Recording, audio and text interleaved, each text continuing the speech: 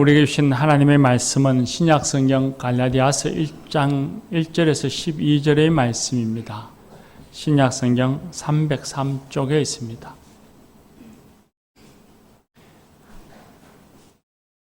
갈라디아서 1장 1절에서 12절의 말씀입니다.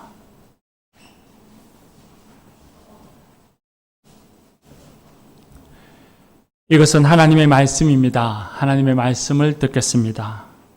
사람들에게서 난 것도 아니요 사람으로 말미암은 것도 아니요 오직 예수 그리스도와 그를 죽은 자 가운데서 살리신 하나님 아버지로 말미암아 사도된 바울은 함께 있는 모든 형제와 더불어 갈라디아 여러 교회들에게 우리 하나님 아버지와 주 예수 그리스도로부터 은혜와 평강이 있기를 원하노라.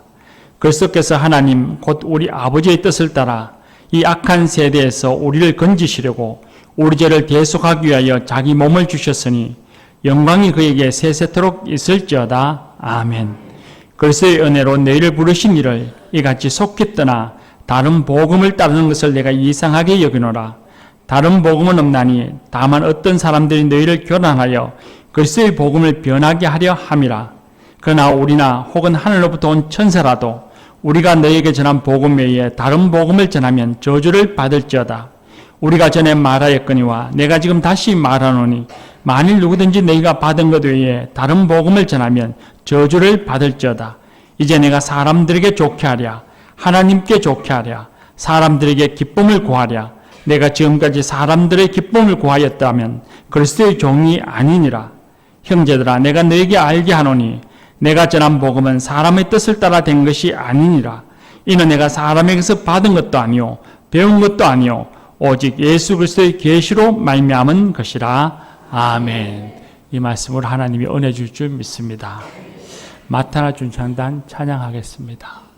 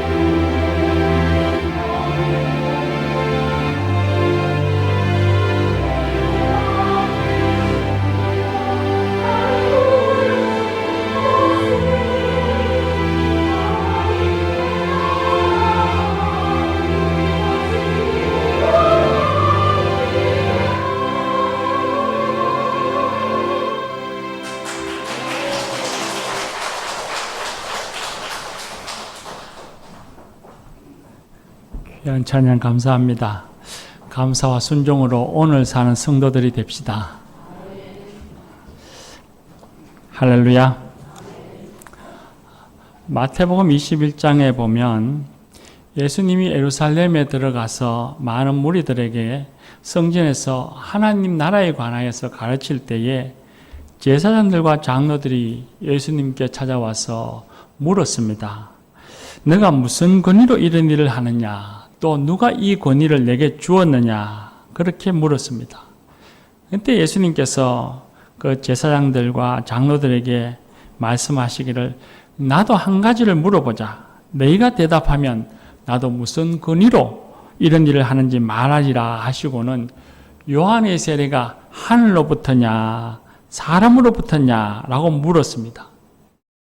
그러자 그들이 주저하면서 사람으로부터라고 하면 사람들이 요한을 선지자로 알고 있으니 사람들로부터 돌팔매질을 당할 것 같고 하늘로부터라고 하면 어찌하여 요한을 믿지 아니하였나라고 책망을 받을 것 같으니 그들이 예수님께 말하기를 우리는 알지 못하노라 그러면서 아주 비겁하게 도망가는 그런 말씀이 있습니다. 이 말씀 속에서 누가 이런 권세를 주었느냐, 어디서부터 왔느냐 하는 말은 동일한 의미입니다. 이 그 사람의 행동의 정당성을 묻는 질문입니다. 어디서부터 났느냐에 따라서 그 사람의 행동이 정당한 것인지 정당하지 않은 것인지 그 사람이 그런 행동과 말을 할 만한 자격이 있는 사람인지 없는 사람인지를 판단하는 기준이 된다는 것입니다.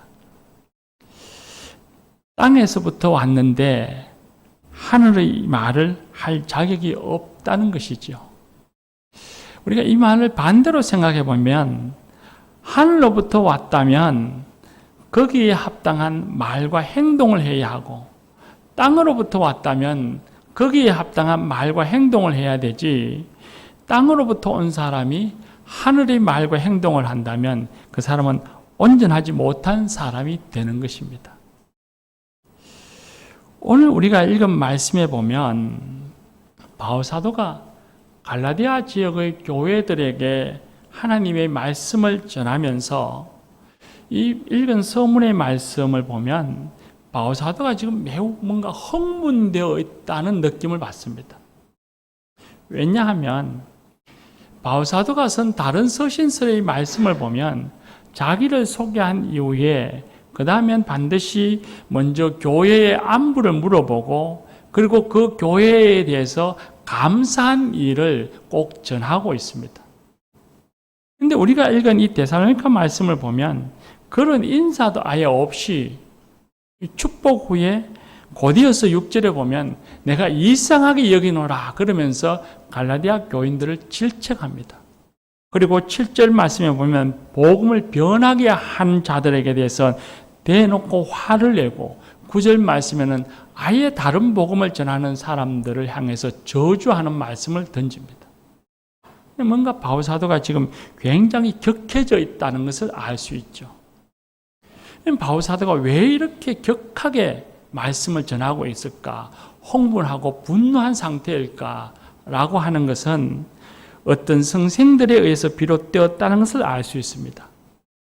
이 성생들이라고 하는 사람들인 이방인 그리스도인, 갈라디아 지역이 유대 지역이 아니고 이방 지역이니까 그 이방 지역에 사는 그리스도인들에게 하나님의 자녀가 되기 위해서는 유대인들처럼 모세의 율법에 규정되어 있는 그 문화 규정들, 음식에 관한 규정들, 혹은 할례와 기타 의식들, 율법들을 다 지켜야만 한다고 가르친 겁니다.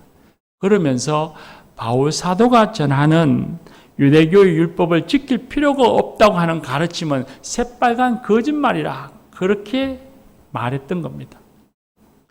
그리고 더 나아가서는 바울이 전한 가르침을 거짓이라고 규정하고 나니 그 다음에 바울 사도의 존재 자체에 대해서 부정하지 않을 수가 없습니다. 그래서 바울 사도는 사도가 아니라 참된 사도는 예수님이 살아계실 때 부르신 그 제자들이 사도이지 바울은 사도가 아니고 예수님이 부르신 제자 사도들은 지금은 예루살렘에 있다. 그러면서 바울의 사도됨을 부인했습니다. 바울은 자신의 사도권을 부정당하고 또 부정하는 사람들을 향해서 갈라디아서 말씀을 처음 쓰는 첫 문장에서부터 자신이 어떤 사람인가 하는 것을 아주 분명하게 밝힙니다. 1절 말씀에 보면 자신을 향해서 말하기를 사람들에게서 난 것이 아니요 사람으로 말미암은 것이 아니라 바로 예수 그리스도와 하나님으로 말미암아 사도가 되었다. 그렇게 말하고 있습니다. 자신이 사도가 된 것은 사람으로부터 난 것도 사람의 말미암은 것도 아니다. 요즘 우리 현대어로 말하면 사람들의 추천을 받아서 내가 사도된 거 아닙니다. 내가 사람들의 투표에서 선출되어서 사도가 된 게 아닙니다. 나는 오직 하나님의 부르심을 받아서 사도가 된 사람입니다. 그렇게 말하는 겁니다. 자신은 하나님께 부름을 받아서 사도가 된 사람이니 자신은 하나님께 난 사람이라, 하나님으로부터 온 사람이라 그렇게 고백하고 있습니다. 이런 사도 바울의 자기 정체성에 대한 고백과 우리의 그리스도됨이 다르지 않습니다. 6절 말씀에 보면 갈라디아 교인들을 향해서 말하기를 그리스도의 은혜로 너희를 부르신 이를 이같이 속히 떠나는 것을 이상히 여긴다. 그렇게 말씀하고 있습니다. 근데 뒷부분에 부정적인 말을 빼버리고 갈라디아 교인들이 누구인가를 부르는 말을 보면 그리스도의 은혜로 너희를 부르신 이라고 말합니다. 갈라디아 교인들이 교인이 될 수 있었던 것, 그리스도인이 될 수 있었던 것은 예수 그리스도의 은혜로 너희를 부르시니 곧 하나님이 너희를 불러서 그리스도인이 되었다는 말입니다. 바울 사도가 사도 되어지면 하나님께서 그를 불러서 사도 되어진 것처럼 갈라디아 교인들도 하나님의 부르심을 받아서 그리스도인이 되었다는 겁니다. 바울 사도가 하나님께로부터 난 사람이면 갈라디아 교인들도 하나님께로부터 난 사람이라는 것입니다. 그러니 갈라디아 교인들이 하나님이 불러서 그리스도인이 된 사람이요 또 하나님께로부터 난 사람이라고 한다면 오늘 저와 여러분도 하나님의 부르심을 받아서 그리스도인이 되었다고 믿습니다. 그러니 저와 여러분도 하나님께로부터 난 사람들이요 하나님께로부터 난 그리스도인인 것입니다.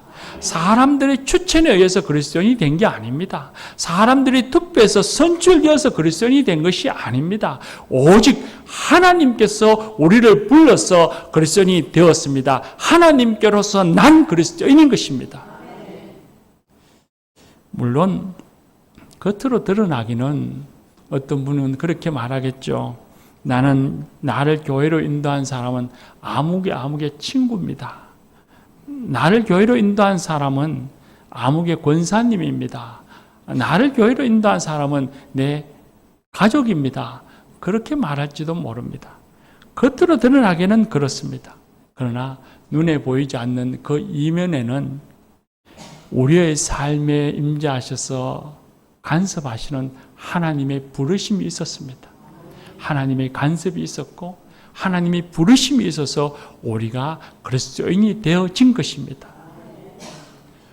고린도후전서 12장 말씀 12장 3절에 보면 성령이 아니면 누구든지 예수님을 그리스도라 부를 수 없다라고 했습니다. 성령님이 오셨기에 성령님이 오셔서 우리의 삶을 간섭하셨고 우리를 불렀었기에 우리가 비로소 믿음의 사람이요 그리스도인이 되어진 것입니다. 저와 여러분은 바울처럼 사람에게서 난 존재가 아닙니다. 저와 여러분은 하나님의 부르심으로 난 사람들, 하나님께로 난 그리스도인입니다. 창조주시오 세상을 다스리시는 하나님께로부터 난 사람이라고 하는 사실 꼭 믿으시기를 바랍니다. 요즘 우리 사회에서 교회가 별로 인기가 없습니다. 제가 졸업한 학교가 장로의 신학대학원인데 목사가 되려면 반드시 그 학교를 졸업해야만 합니다. 그런데 학교에서 들려오는 소식을 들어보면 목사가 되기 위해서 입학하고자 하는 학생이 과거보다는 현저히 줄어들었다는 말을 듣습니다. 그리고 다른 교단의 신학교를 보면 아예 지원자가 미달 사태가 된 애가 벌써 여러 해 되었다. 그런 말도 듣습니다. 목사가 되려고 하는 신학생이 줄어들었다는 말은 그만큼 교회가 별로 인기가 없다는 반증일 것입니다. 특히나 코로나 시대를 겪으면서 교회는 더욱 위축되어지고 그리고 사람들은 정상적인 교회, 좋은 교회, 바른 교회와 사이비 이단들을 잘 분간하지 못하니까 일반 사람들은 더욱 교회라고 하면 불신하는 분위기가 더 팽배해졌습니다. 그래서인지 우리 그리스도인들 스스로도 자신이 하나님께 난 사람이라고 하는 자부심을 잘 가지지 못하는 것 같습니다. 사회적 분위기가 그러니까 내가 다니는 직장의 분위기 때문에 그리스도인이라고 스스로 잘 밝히지 못하고 또 혹시 밝혔다가 불이익을 당하면 어떡하나 하는 염려도 되고 그래서 아예 자신이 그리스도인이라는 것을 밝히지 않는 성도들도 많다고 합니다. 그러나 우리 신천제일교회 성도님들은 꼭 하나님께로부터 난 그리스도인이라는 자부심을 가지고 살아가시기를 축복합니다. 누군가가 우리들에게 당신은 어디서부터 난 사람입니까? 라고 묻는다면 당당히 나는 하나님께로부터 난 사람입니다. 그렇게 자랑하는 성도들이 되시기를 바랍니다. 하나님이 우리를 사랑하셔서 부르셨는데 우리가 하나님의 사람이라는 것, 하나님께로부터 난 그리스도인이라는 것을 스스로 부끄러워하고 침묵한다면 그건 하나님을 부끄러워하는 것입니다. 내 자신만을 부끄러워하는 것이 아니라 나를 사랑하셔서 불러주신 하나님을 부끄러워하는 것입니다. 또한 하나님을 부끄럽게 하는 것이기도 합니다. 우리 사춘기 학생들이 부모님들이 좀 좋은 직업 또 많이 배운 분 그런 분이 아니면 학생들 마음속에 부모에 대해서 부끄러움을 가지고 있어서 부모님들을 혹시 길거리에서 만날까 봐 부모님이 계실 만한 곳은 이렇게 빙 돌아서 집으로 돌아가는 그런 학생들이 있다는 것을 영화를 통해서 봤습니다. 우리가 그리스도인임을 스스로 부정하고 침묵하고 부끄러워한다는 것은 바로 그런 사춘기 학생들과 다를 바가 없다는 말입니다. 우리는 스스로에 대해서 우리는 자랑해야 합니다. 바울 사도가 자신이 사도팀이 아니라고 사도권을 부정하는 사람들을 향해서 강력하게 자신의 사도됨을 당당하게 밝히고 주장했던 것처럼 우리들도 스스로가 하나님께로부터 난 사람, 그리스도인이라고 하는 것을 당당히 밝히고 교회에 대해서 불신하는 사람들, 교회에 대해서 오해를 갖고 있는 사람들에게 바른 진리를 전하고 교회의 참 모습을 전해서 그들이 오해를 풀어주고 또한 삶으로 보여주어야 합니다. 베드로전서 2장 15절 말씀에 보면 주님께서 우리를 향해서 말씀하시기를 그리스도를 주로 삼고 거룩하게 하고 우리 소망에 관한 이유를 묻는 사람들에게 대답할 것을 준비하여 온유와 두려움으로 하라. 그렇게 말씀하십니다. 당신이 믿는 믿음이 무엇입니까? 당신이 가진 소망이 무엇입니까? 왜 그런 소망을 갖고 있습니까? 라고 물은다면 주저하지도 침묵하지도 외면하지도 말고 잘 준비하였다가 온유와 두려움으로 대답하라. 그렇게 말씀하셨습니다. 오늘 이 시대에 교회를 불신하는 사람들, 교회에 대해서, 우리의 신앙에 대해서 오해를 갖고 있는 사람들에게 나는 그리스도인입니다, 당당히 밝히고 선생님이 갖고 계시는 그 생각들이 제가 보기에는 이런 것 같습니다. 참된 진리는 이런 모습입니다. 교회가 꼭 그렇지 않습니다 라고 우리가 참된 진리, 그리고 교회에 대해서 오해하는 것에 대해서 바른 교회의 모습이 무엇인지를 따뜻하고 친절하고 부드럽게 우리는 설명해 주어야만 합니다. 물론 신앙이 온전히 연결지를 못하여서 혹 실수할까 봐서요, 그래서 하나님이 영광 가리울까 봐서 두려워서 못합니다. 저는 잘 아는 것이 없어서 부족해서 못합니다. 그래서 혹 잘못 전할까 봐 두렵습니다. 그렇게 말할 수는 있을지 모르겠습니다. 그러나 그렇다 할지라도 우리가 부족한 것이 있다면 배우려고 노력해서라도 더욱더 조심스럽게, 더욱더 진실하게 우리가 전하고 보여주어야 합니다. 그렇게 진실하게 해서라도 혹 실수할 일이 있다 한다면 그건 하나님이 우리의 진심을 알아주시고 오히려 책망하지 아니하시고 칭찬하실 것입니다. 또 그리고 그런 실수를 통해서 우리의 신앙은 성장하게 될 것입니다. 사랑하는 교우 여러분, 우리가 살면서 날마다 매 순간순간마다 가정에서나 또 혹은 직장에서나 우리가 사회에서 누구를 만나든지 간에 어느 곳에 있든지 간에 우리가 그리스도의 사람, 하나님께로 난 그리스도인이라고 하는 우리가 자부심을 갖고 좀 당당하게 살아가는 그런 성도들이 되십시다. 우리의 삶의 형편, 우리의 여러 가지의 처지, 그런 것을 떠나서 나는 하나님께로부터 난 사람이다 하는 그런 자부심을 갖고 당당하게 살아가는 그런 성도들이 되십시다. 또한 오늘 우리가 읽은 말씀에 보면 바울 사도는 11절과 12절 말씀에 내가 전하는 복음은 하고서는 내가 전하는 복음은 사람에게 받은 것도 아니고 배운 것도 아니고 오직 예수 그리스도의 계시로 말미암은 것이라 그렇게 말합니다.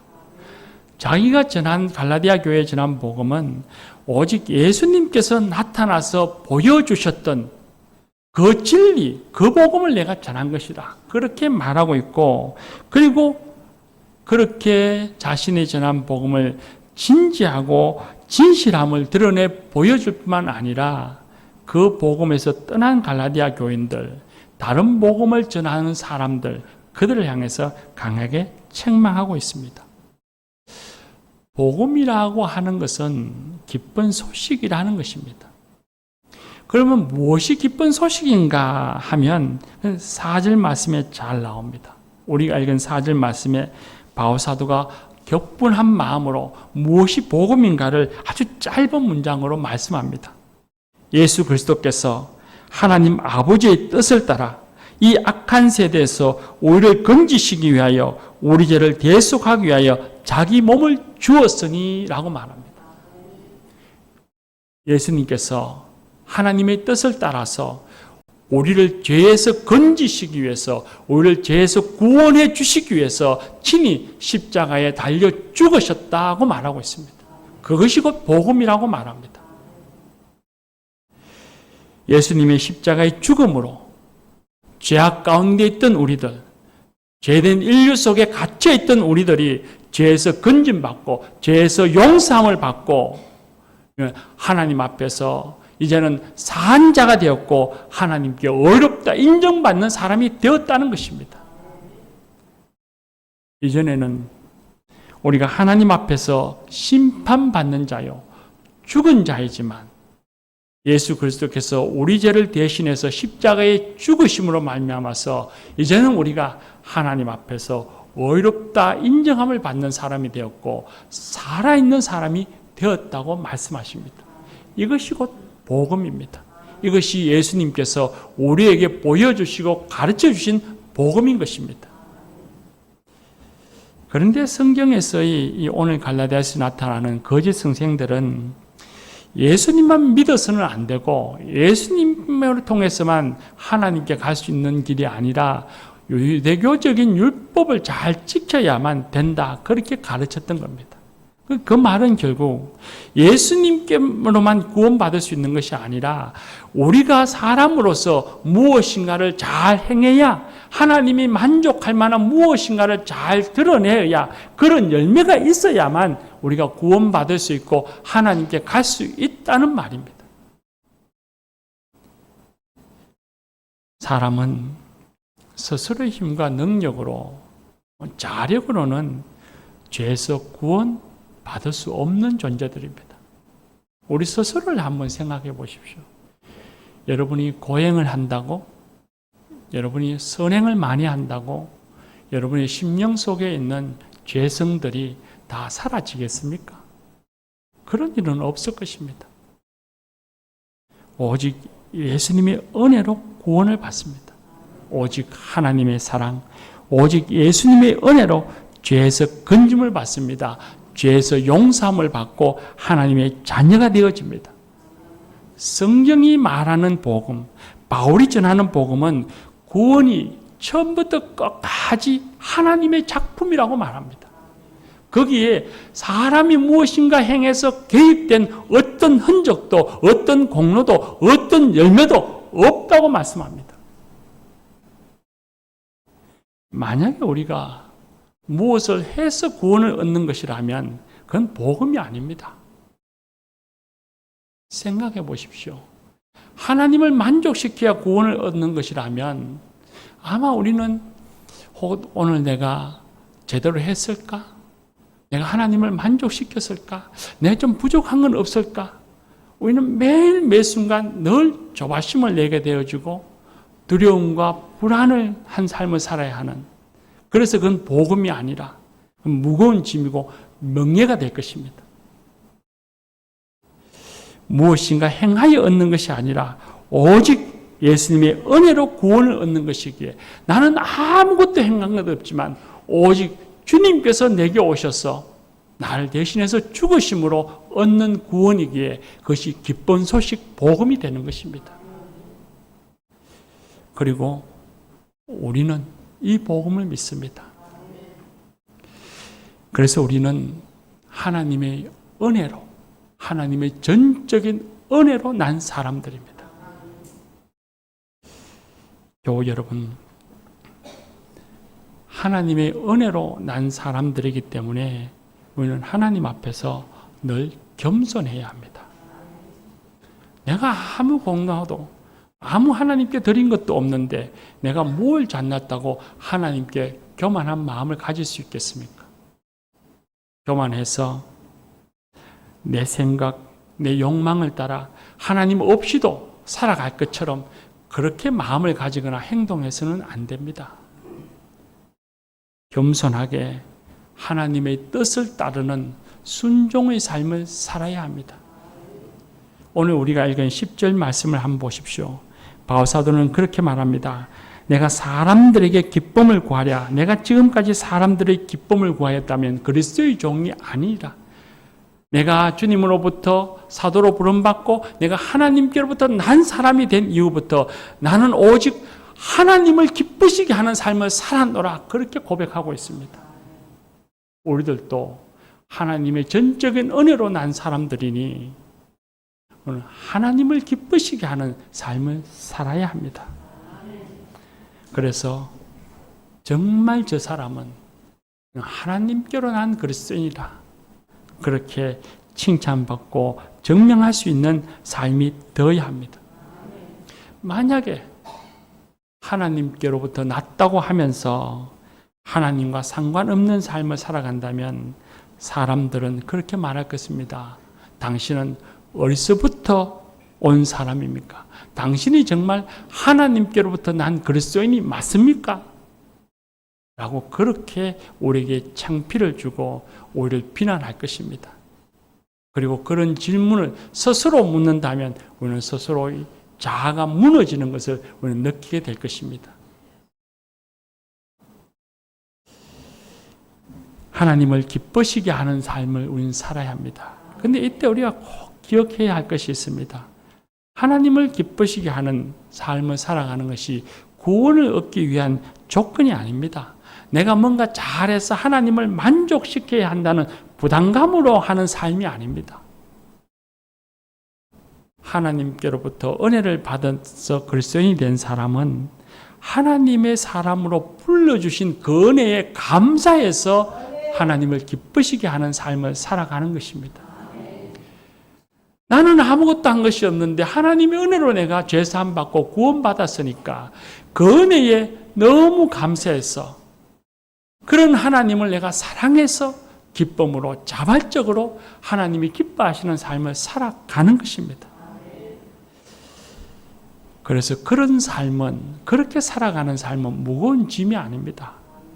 그 삶 속에 성령의 역사가 일어나는 것을 보게 될 것이니 오늘 5절 말씀에 본 것처럼 그렇게 살아가는 삶은 내게 영광이 됩니다. 그리고 그 삶은 나를 더욱더 풍요롭게 하고 내 인생의 의미와 가치들을 더욱더 풍성하게, 더욱더 단단하게 만들어줍니다. 그래서 그 삶 자체가 은혜요, 평안인 것입니다.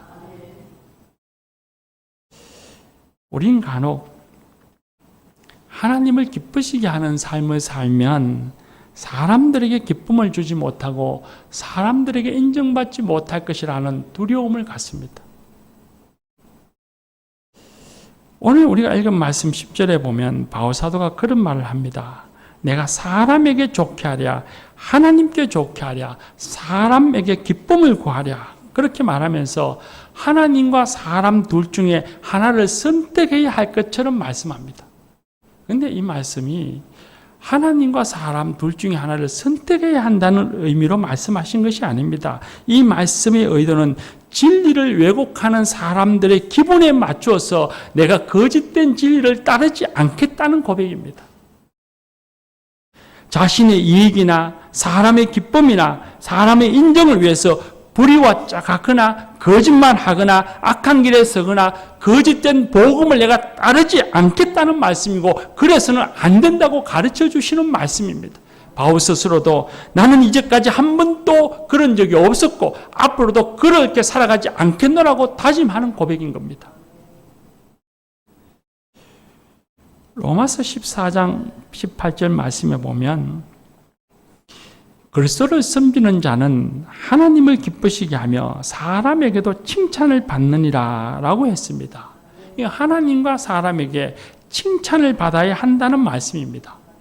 사람을 기쁘시게 하는 것과 하나님을 기쁘시게 하는 것과 사람에게 칭찬받는 것이 선택의 문제라면 이런 말씀을 하실 이유가 없지요.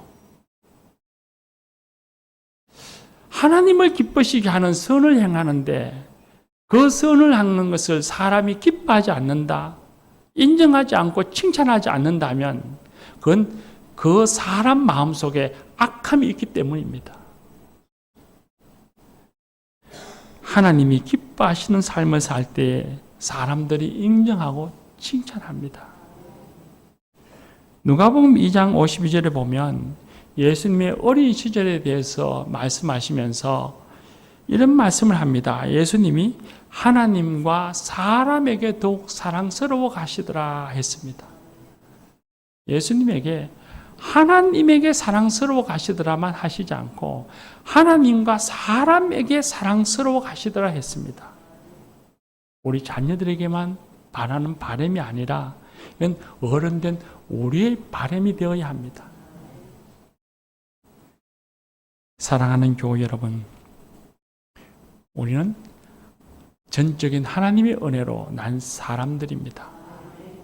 그러니 그 하나님을 의지하고 하나님의 은혜를 부여잡고 하나님을 기쁘시게 하는 삶을 살아가는 그런 성도들이 되십시다. 기도합시다.